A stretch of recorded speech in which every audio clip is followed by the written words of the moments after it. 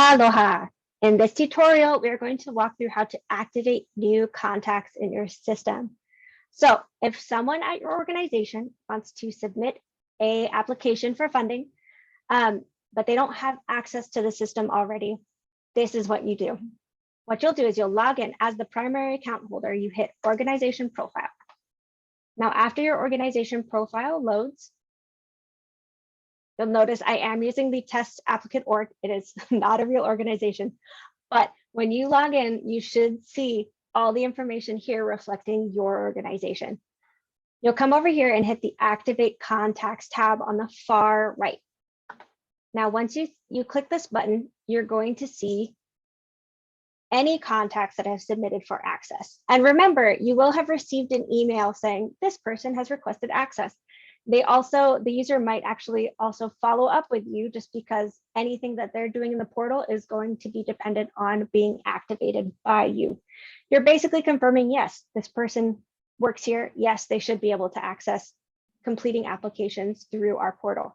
If you have a grant writer, this is also how you can activate your grant writer's account so that they can come in and complete applications on your behalf. So as a sample, I have George Dunphy. Now, George is your program coordinator and he really wants to submit an application today. So I've come in, I see that he's here listed, and I'm going to go ahead and click open.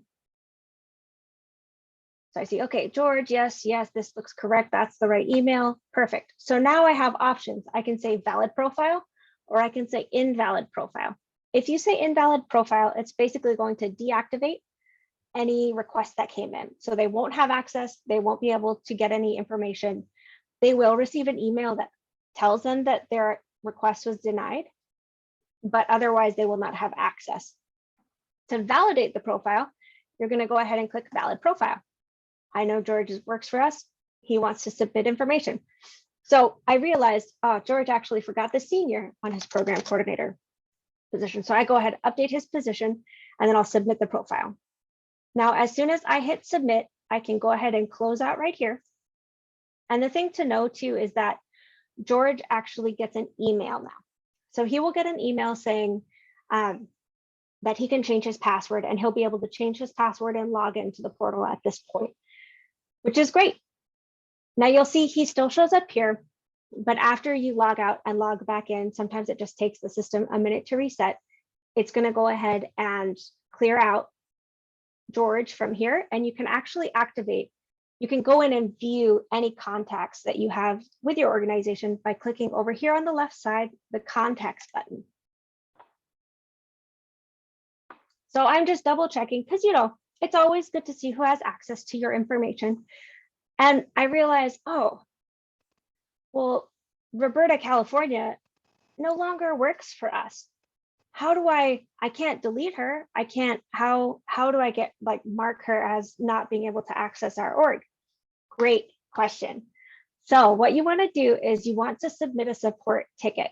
Now the support tickets can be submitted through HCF's website, or even if you just log out. The easiest way I think to access is just to go up to your name up here, click log out, and then here's a support ticket link. I would just go ahead and click right here and fill out this form as needed. In the how can we help section, I would just say Roberta, California no longer works for us. And then one of the good things to do is say, please replace this person's contact with someone else.